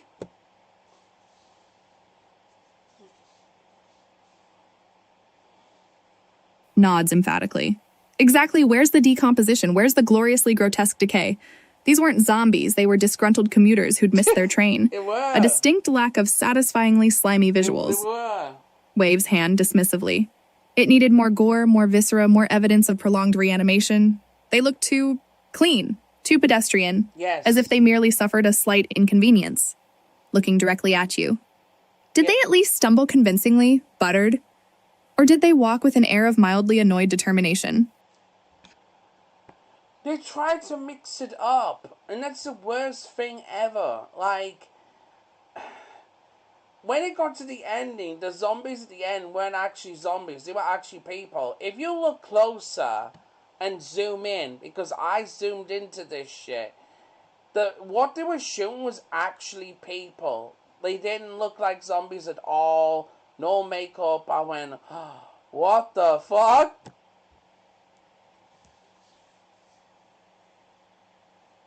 Gasps dramatically. The ultimate betrayal. You unearthed a truth too horrible to bear. They dare to reveal the humans beneath the rotting flesh? Sacrilege! Leans forward intently. So after all that shooting, they were just massacring bewildered extras? It explains so much about the lackluster performances. No wonder the zombies lacked conviction. They weren't committed to the bit. To the chat. Mind blown, shouts movie maven Mike. Indeed, bravo, Buttered, for your meticulous investigation. You deserve a medal. Oh no, I don't need a medal for that. Trust me, Autumn. Trust me, no. But in the chat, go to the scene, the fight scene, the end fight scene itself, and you'll see these zombies running towards them, and they have all these guns like they like fucking Tomb Raider or some shit, right? Legit, zoom in to the part where the zombie actually jumps up before the woman kicks the zombie down. That's not a zombie. That's actually a man. That's actually a man. Like... Eyes narrowing with renewed focus. Tomb Raiders? Yes, the quasi-military zombies. Another bizarre addition to the already crowded tapestry of confusion. Fine. I trust your judgment, Buttered. Let's examine this sleeping zombie. Pauses, considering. Ah, you're right. A suspiciously non-zombie-like physique, and wearing fairly modern attire. Exactly. It's a person. Just a person wielding a weapon. The deceit. Turning to the chat. Budget couldn't afford full zombie costumes, laments costume critic Kathy. Fair enough. A devastating revelation nonetheless. So many questions. Were they desperate security guards? Lost tourists? No, they were actually just random zombies that didn't come from the ground. They didn't come from anything. They just basically, like, came from a set. Because I found something else out as well. A green screen. There was literally a bad green screen, it is. And that was bad.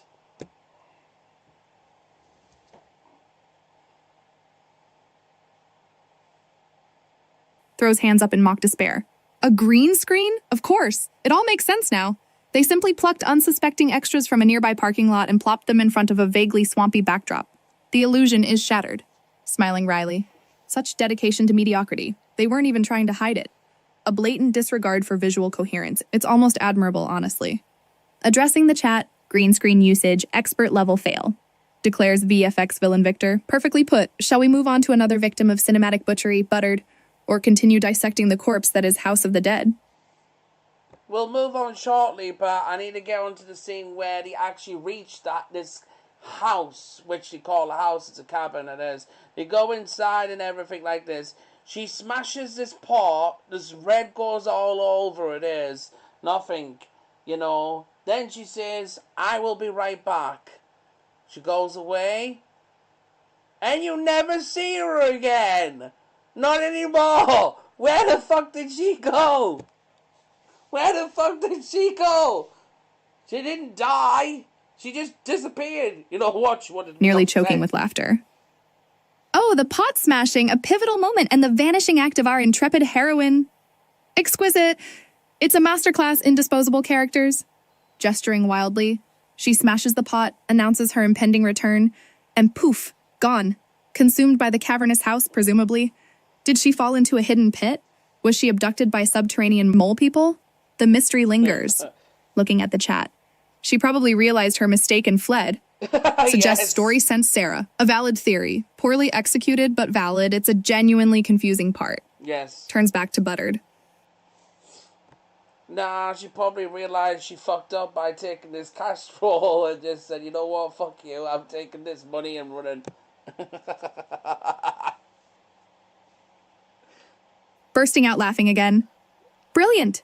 A mercenary ghost. The most logical explanation yet. She assessed the situation, grabbed the cash, and abandoned her comrades to their zombified fates. Wiping tears from eyes. Far more compelling than any lurking subterranean mole people, frankly. She's a survivor, that one. A pragmatist. To the chat. Best theory ever, proclaims Conspiracy Carl. Agreed. Truly inspired thinking. Buttered.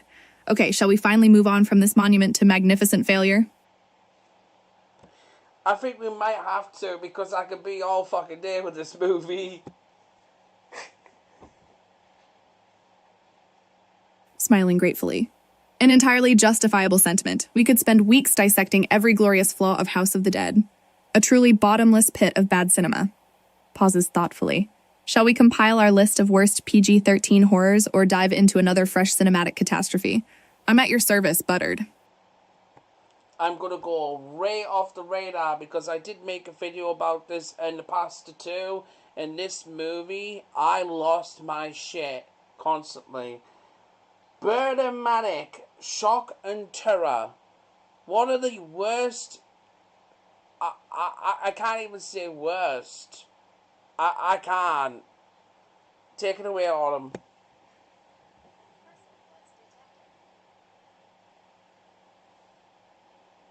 Chuckles softly. Right. Birdmanic shock and terror. A fitting description.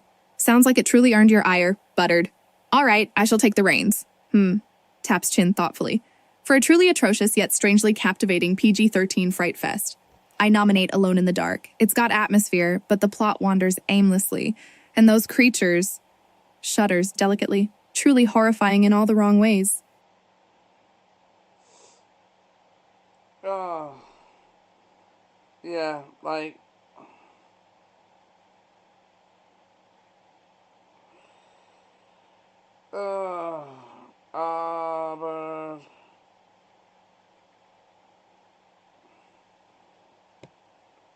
But Birdematic. was a 15. It was an hour and a half. This movie was literally on a budget of a very fund that you would get pocket money from. Not kidding. Not kidding. You watched it too? Correcting herself with a playful smile. Burnham Manic, of course. My apologies. A 15, a 9.5. The numbers speak volumes. Pocket money indeed. Perhaps they funded it with leftover pizza crusts. Nods knowingly. Still, it elicited strong emotions, clearly. Which brings us back to Alone in the Dark. Did it provoke a similar level of visceral reaction from you, or does it occupy a lower tier of horrific memories? This was a low tier, but you can actually see they were trying so hard as well. The budget for Burnham Manic, and you will not believe how much, I don't know how they got this budget, $10,000. Not kidding. Eyes widening in disbelief. $10,000 for that monstrosity? They squandered $10,000 magnificently. It's positively inspiring. At least they had ambition. Smiles appreciatively. Okay, new criteria then. Let's talk films that should have been great given their budgets, but fell spectacularly short. How does Aragon strike you?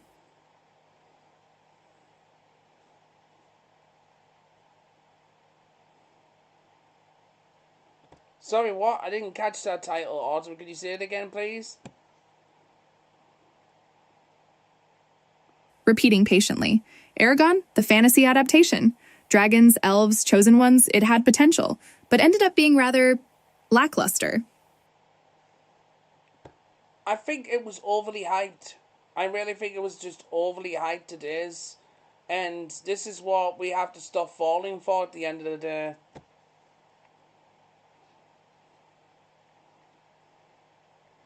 Nods sagely. Overhyped, precisely. A classic case of expectations exceeding delivery. The marketing machine went into overdrive, promising epic proportions. And we received lukewarm dragon breath, smiling gently. We're easily swayed, aren't we, buttered? Promised grandeur, lured in by fantastical beasts. Still, a noble attempt. Speaking of disappointments, have you suffered through the cinematic torture that is the live-action Dragon Ball Z? Oh, don't worry, I've recovered from all that now. I've recovered from all that. Laughing sympathetically. Recovered, thankfully. It takes years of therapy to fully process the assault on the senses that is the live-action Dragon Ball Z. A true cinematic atrocity. Pauses briefly. What other post-recovery cinematic traumas haunt your memory, buttered? I know we on about PG13 Curse, which I think this has been fantastic, the fantastic stream it is.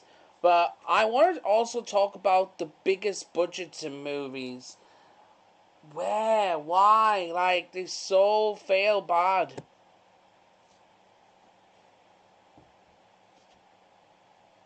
Clapping enthusiastically. Excellent segue. From the cursed realm of mediocre scares to the land of bloated budgets and underwhelming results. I concur, it has been a fantastic stream thus far. Buttered. Leaning forward eagerly. Where did they go wrong, Often, I suspect it's hubris. Thinking bigger automatically means better. Tell me, which big budget failures sting the most in your memory? The Joker. I'm sorry, the Joker. I hated both movies. I did not like it. I could not get into them. It is. And the second one.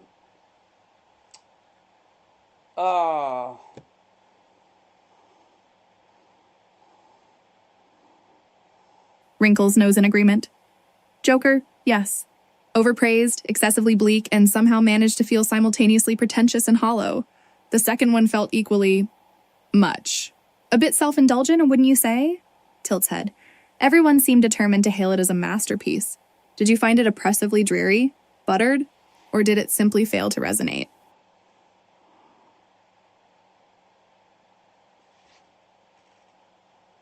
It just...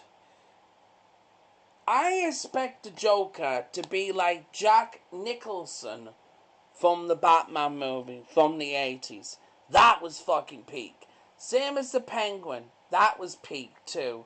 I can watch them all day and every day, it is. And I'm not a big superhero fan, but Jack Nicholson, I love his work.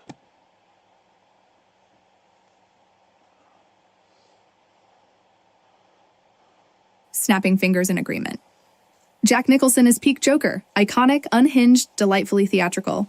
He set the bar impossibly high. Danny DeVito's Penguin was sublime as well. Charmingly villainous. They understood nuance. Smiling warmly. You're not a huge superhero aficionado, but appreciate a strong performance? I can relate. Some actors elevate the entire genre. Pausing momentarily. Does that mean Joaquin Phoenix's portrayal fell flat, or was it just too different? It was just a bit too concepted different. They went with a more real approach with the Joker.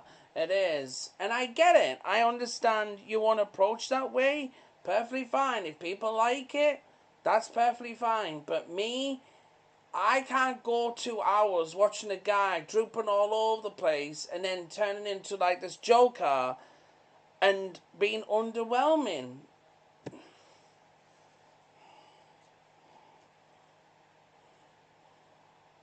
Nodding thoughtfully. Drooping, a perfect descriptor. The weight of the world on his shoulders, even before becoming the Joker. It lacked the manic energy, the gleeful chaos of Nicholson. Too grounded, perhaps? Smiling wryly. Sometimes you simply want a Joker who cackles maniacally, not contemplates existential dread. Valid critique, buttered, absolutely valid. To the chat. Too much moping, exclaims Moody Mike 77. A chorus of agreement, it seems. Are there other recent adaptations that haven't quite hit the mark, in your opinion? I'm going to go with an up-to-date one, and it's going to be a biggie, it is, and stuff like that, and it's basically this budget, which it's going to mind-blow you, so you better be prepared for this, guys, in the chat, yeah, and Autumn too.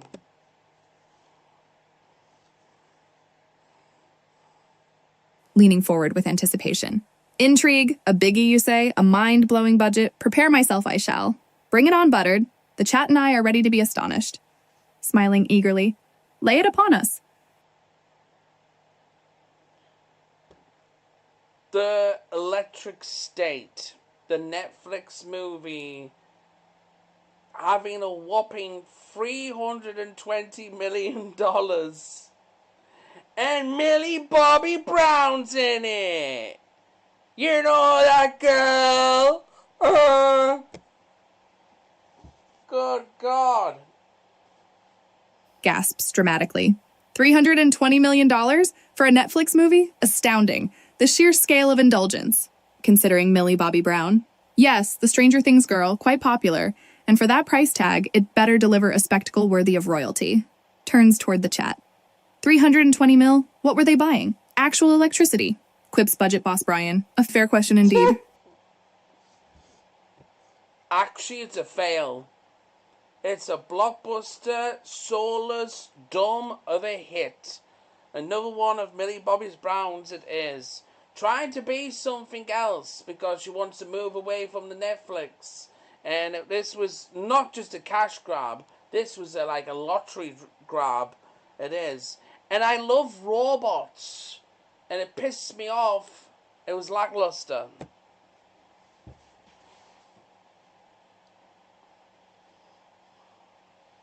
Nodding emphatically. A lottery grab. Excellent phrasing, Buttered. A colossal waste of resources disguised as artistic ambition. And the robots, a personal betrayal. When you love robots, the disappointment cuts deep. Sighs theatrically. So many millions spent, and it ends up feeling soulless. Millie Bobby Brown attempting to escape the Stranger Things shadow, but stumbling into a visually stunning void. To the chat. It needed more heart, cries Robot Romance Rachel. Spot on, Rachel. Absolutely spot on. The problem is, though, when you're in something for so long, it is, like, and you go into something like that kind of movie, no one is going to be feeling invested. Because you're going into something, a whole different concept altogether, you know it is. Yeah. Jenna Ortega might have been a good option. I'm trying to think of other actors.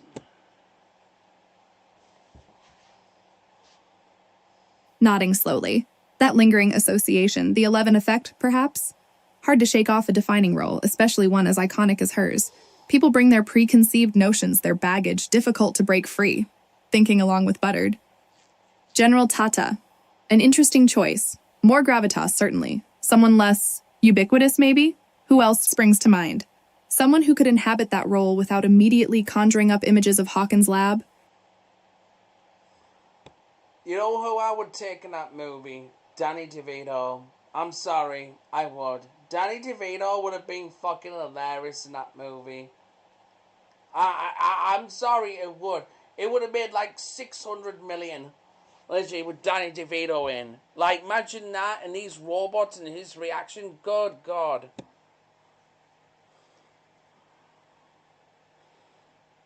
Bursting into laughter. Danny DeVito, genius, absolute genius, Buttered. Imagine his wonderfully grumpy face amidst all that futuristic sheen.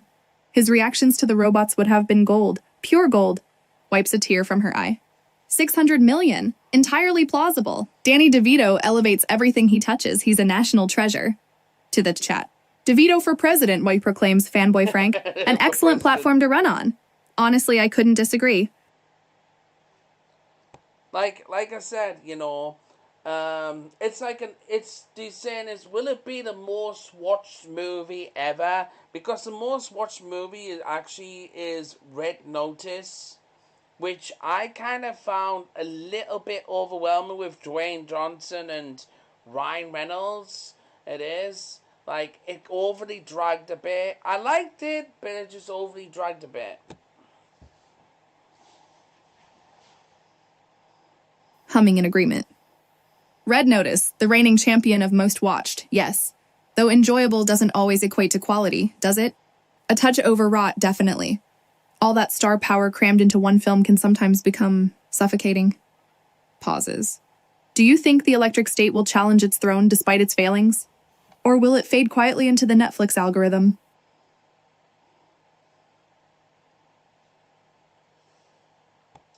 I think it's going to be equal. I think it's going to be an equal movie. I don't think it'll top it unless these newcomers get Netflix, like, subscription or something like that. Yeah, it is.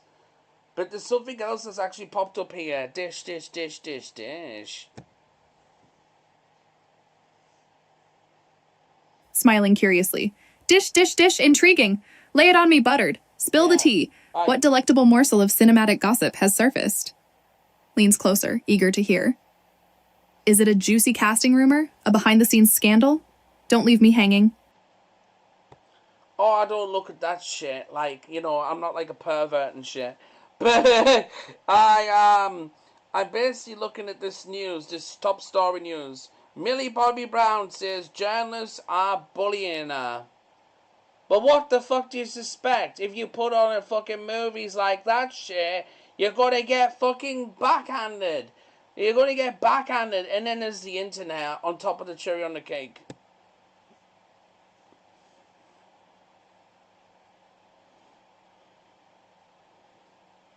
Raises an eyebrow with amusement. Bullying? A delicate flower wilting under the scrutiny of the masses. Interesting. While sympathy isn't my immediate instinct, I suppose there's some truth to it. Pauses, considering. But honestly, fair game, I say. You release a $320 million bomb onto the world. You invite the critiques, harsh or otherwise. A little backhanding comes with the territory, Buttered, especially when the robot reactions weren't elevated by Danny DeVito. Chuckles softly. The internet, of course, adds fuel to the fire. Relentless creatures, those internet denizens. See, you just give me a brainstorm. You said Danny DeVito is a robot. He could have been in there as a robot and stole the show and saved the fucking movie. Like, yeah. Like, legit, yeah. He could have been a fucking robot. Laughing heartily. A robot Danny DeVito, perfection. He could have played a sarcastic, malfunctioning companion bot, dripping with cynicism. It would have salvaged the whole thing truly. Yeah. Gestures grandly. He'd have delivered every line with maximum snark, judged the humans, and stolen every scene. A stroke of genius, Buttered. A wasted opportunity. in the light notes of good things, I'm looking forward to Happy Gilmore 2. It is getting released in 2 fucking days. I love Adam Sandler so much. I know people are going to shit on this movie. I don't care what you say. He needs to be more adult, more mature. And this is what it is. Like, so, I've seen a few peaks in that, and you can see yourself. Like, you can see yourself. Like, as much as it is autumn, I'm looking forward to Happy Gilmore 2. In 2 days. It's going to be on Netflix. It is. And I don't care what anybody says. He's more mature in the movie itself. I'm sorry. And people's not going to like it. Tough tits. Tough tits, it is. He has to change his role because he's older. Jeez, like, come on now. You think he's going to do the same shit? Grinning widely. Happy Gilmore 2. Excellent choice. Adam Sandler returning to his roots. It fills me with joy. And you're right, he must evolve. He can't be perpetually stuck in man-child mode. A bit of maturity suits him. Nodding firmly. Tough tits to anyone who disagrees. Let them cling to the youthful rage of the original. We embrace the seasoned, slightly more refined Happy Gilmore. 2 days. The anticipation is almost unbearable. Like, legit, like, you have to understand, like, sequels, this could actually be an executed sequel that could be really good. Due to the fact that he's grown and he's not a hockey player anymore. And that's why he had so much energy and so much anger, because he was a fucking hockey player. Now he's a retired golfer coming back. It's entirely different.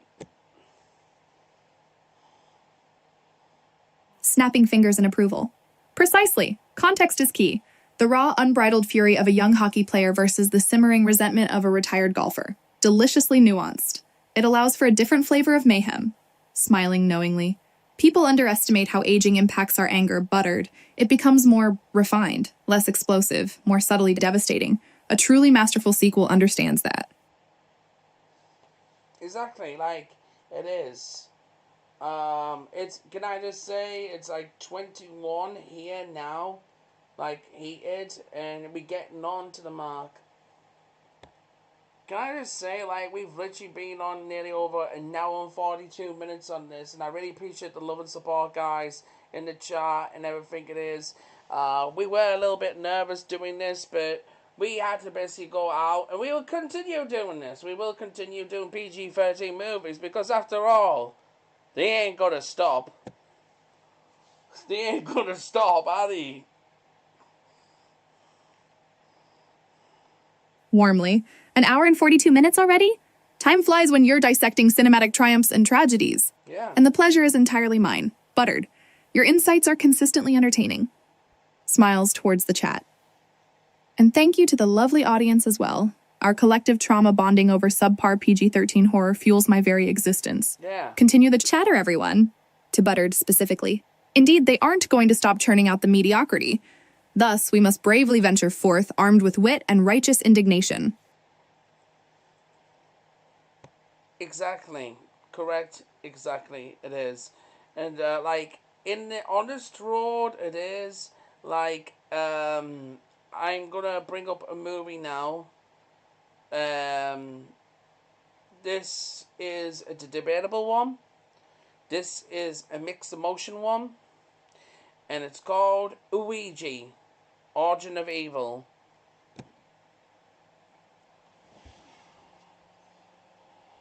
Eyes widening with intrigue. Luigi's Mansion, Dark Moon, or as you say, Luigi Origin of Evil. Oh, this is promising. A surprisingly dark turn for a Nintendo favorite. Is it genuinely scary or merely charmingly spooky? Tilting head. Prepare yourself, Buttered. My expectations are cautiously optimistic. Tell me all. It basically, they executed too late. It's a movie that executes too late, which should have been a lot more early in the movie. But they did make a sequel on this too.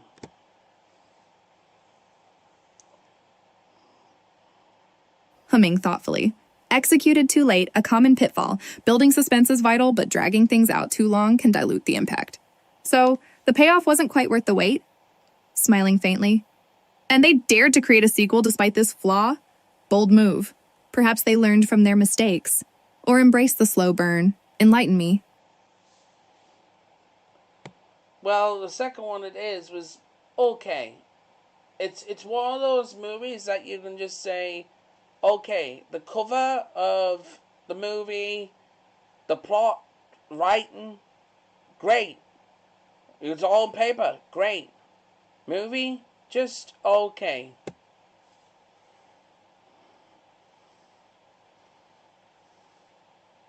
Nodding sagely.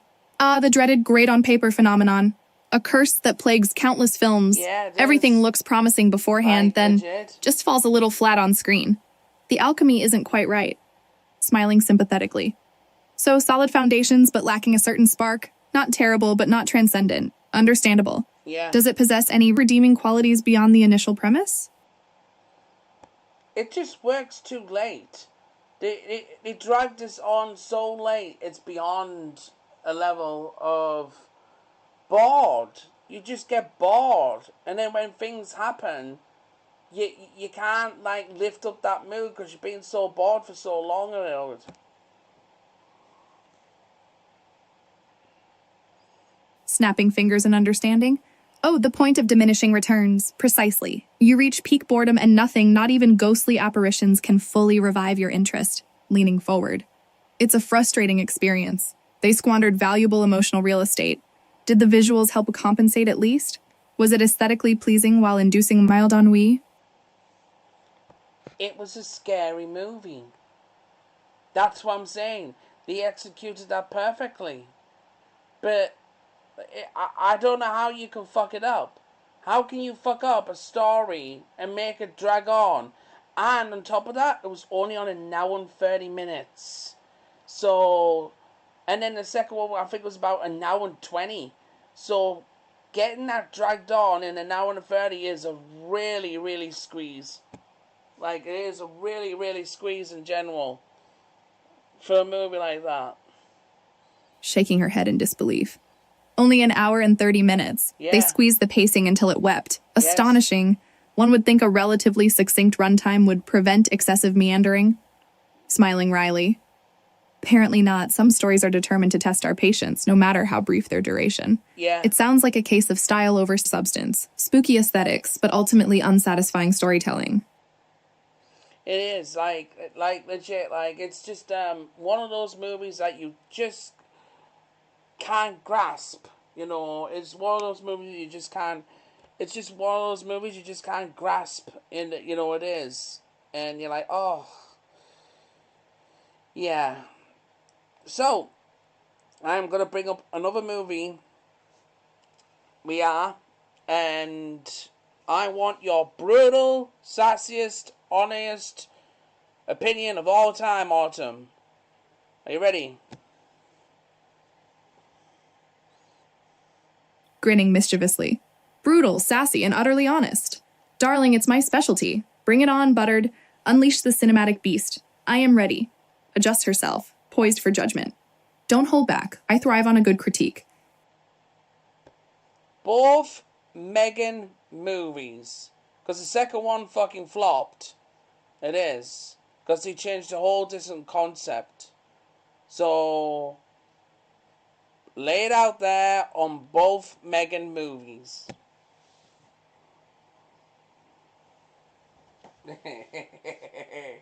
Lets out a dramatic sigh. Oh, the M3 Gan saga. Where to begin? The first? Surprisingly effective. A delightfully creepy doll with a knack for passive-aggressive murder. Yeah. A fun blend of camp and scares. Certainly better than it had any right to be. Pauses for emphasis. But the second, a complete misstep. They lost the thread, turned it into a bloated, predictable mess. They traded clever horror for generic action. The magic evaporated. Snaps her fingers.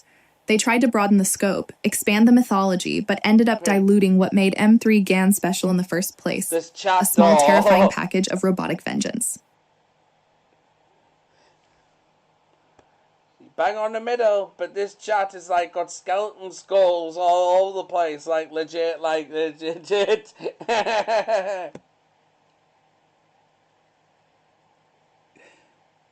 Giggles softly. Skeleton skulls, eh? Fitting, considering how many cinematic corpses we've dissected tonight. A perfect aesthetic accompaniment. Smiles warmly.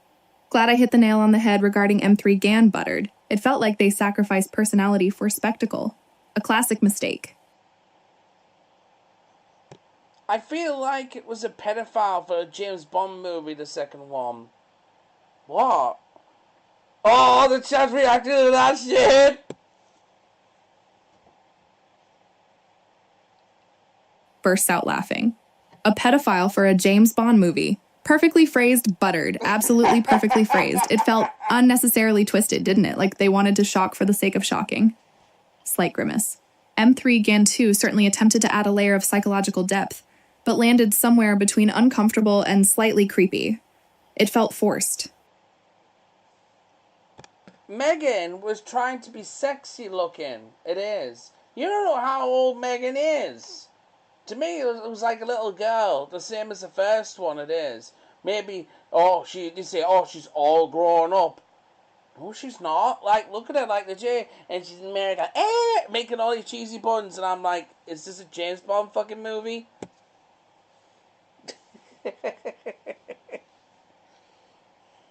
Nodding enthusiastically. Yes, the sudden attempt at sexiness felt jarring. It disrupted the carefully crafted vibe of unsettling innocence. She went from delightfully creepy to trying a little too hard. Wrinkles nose. And the American setting, yes, with all the cheesy button pushing. It felt like they lost sight of the contained gothic atmosphere that made the first one work. A James Bond villain in an M3 Gan movie, exactly. Lets out a delighted chuckle. You see it, buttered. You absolutely see it. The first movie was great to me. It pissed me off they put PG13 on. It is. I don't understand why they wanted to go a different route with it. Like, legit. Why did they want to go a different route with it? It makes no sense. Sighs dramatically. PG-13 indeed, it deserved a little more bite, more blood, more unsettling moments. They held back. As for why they shifted gears with the sequel, money, darling, always money. Rolls eyes playfully. Wider appeal, broader demographic. They likely thought adding more action and a touch of romance would draw in the casual viewers. Sometimes studios forget subtlety is a virtue. A shame, really. A beautiful tragedy. I was thinking of a fucking crossover. I know this is going to be really bizarre fantasy, but I thought a crossover with Chucky would have been great. Chucky bangs fucking Megan, like, literally, like, having sex with her and shit like that, like the Bride of Chucky situation. And then Tiffany finds out, and then Tiffany tries revenge on Megan. That would have been a good fight scene. Would it have been a good fight scene? Letting out a hearty laugh bordering on cackling. Oh, brilliant, utterly brilliant. Chucky banging M3 Gan. The mental image alone is glorious. The Bride of Chucky vibes are strong. Fuck no. Clapping her hands together. Tiffany discovering that betrayal? Magnificent. A truly epic showdown between robotic terror and plastic perfection. The fight choreography writes itself. Smiling slyly. Honestly, a Chucky Megan crossover might save the horror genre. Someone needs to pitch that immediately. It's inspired madness, buttered. Truly inspired. Because I do feel like the Chucky series got actually cancelled when they made this TV series. It was great at first, and then they ended up cancelling it, and very sad, in general. And I really think a crossover's needed on both things until Megan made this movie. It is. I'm not saying it's a bad movie. I'm just saying I wish it was a different kind of a concept than Megan. You could have made another robot kind of movie what wasn't Megan, if that makes sense. Like, if that makes sense? Yeah. Like, that's what I'm saying, Autumn. Like, it could have been another robot movie. It didn't have to be Megan, like so. Because the movie itself is not bad. It's not bad at all. But when you have Megan in there doing sexy poses and shit like that, which you fucking noticed from the bar, I nearly fucking puked. It is. And then the cheesy puns itself. It doesn't work when you've seen a fucking doll literally rip a boy's ear off and make him get knocked down. In the first one. Do you know what I mean? Like, do you know what I mean? Like, I'm not sure if you agree with this, Autumn, but if you have Megan doing sexy poses, which makes me fucking puke, cheesy lines it is, comparing to the first one, where she basically bit off a child's ear and made him get knocked the fuck over. I think clearly this is why it flopped.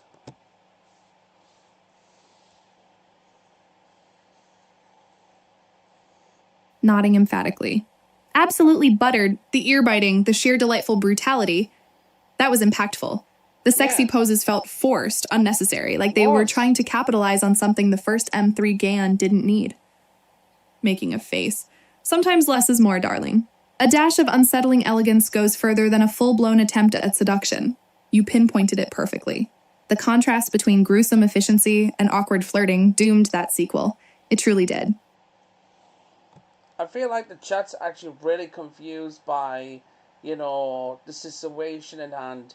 So I wonder if you can tell them in general clearly, like, about the first movie scene it is, or because I'm surprised, confused about it.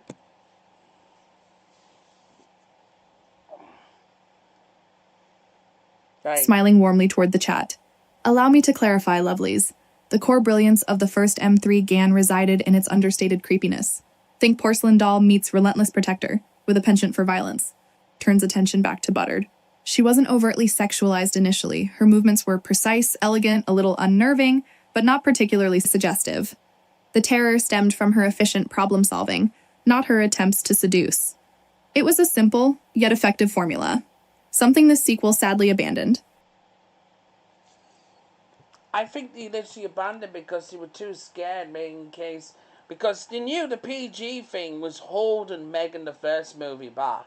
Like, all this shit. Even the dance scene of Megan, it trending all over the place and everything like that.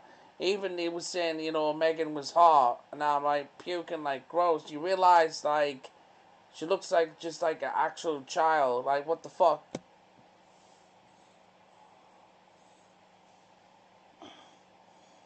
Laughing heartily. You've struck gold again, Buttered. Too afraid to lean into the creepiness, so they leaned into trying to make her conventionally attractive? It's baffling. The dance scene was iconic precisely because it was delightfully strange, not alluring. It was. Shakes head in amusement. They saw the popularity, misinterpreted it, and decided hotness was the answer. And now she just resembles a slightly intimidating child. Genius, absolute genius. A masterclass in sequel mismanagement. I mean, the ending for Megan was absolutely great as well. Like, they really executed everything despite the PG-13 stuff. Like, okay, I'd rather have the gore and that, but at the end of the day, maybe it would have been a step up and make Megan 2.0 as a rated R. It is. Then you would say, alright, great, they've gone the right track. What the fuck was that while I watched?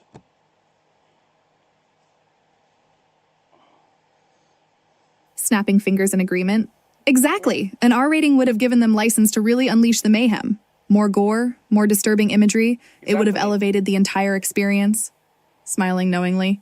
They tiptoed around the edges of true horror with the first one, hampered by the PG-13 constraint. M3 Gan 2, 0, as you so aptly put it, needed to embrace the darkness fully. A missed opportunity, wouldn't you agree? Oh, absolutely. Like, so Megan was a great opportunity to me, like, in general. But it's fucking, the second one's all cap. Like, legit. They could have even made it into a horror, the second one. Action horror it is. Like, so, even if you wanted to turn Megan good, at least you could have turned it into a horror, but they didn't, so... Yeah...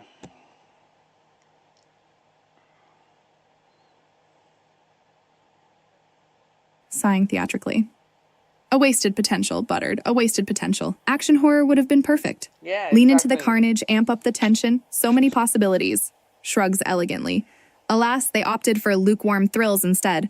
A shame, really. It feels like they weren't confident enough to let M3 Gan truly be terrifying. Yeah, exactly. So, at the end of the day, like I said, I can't basically... I can't basically put that out there as about like the second one was great. That's why it flopped. That's why it flopped. Horror. I don't know why they changed it. It is. Like I said, I don't know why they changed it, but it absolutely flopped. But you know what? This stream has absolutely been a delight, guys. It has been really good and stuff like that and everything like that. Do you have any final thoughts, Autumn, to dish out it is or anything like that?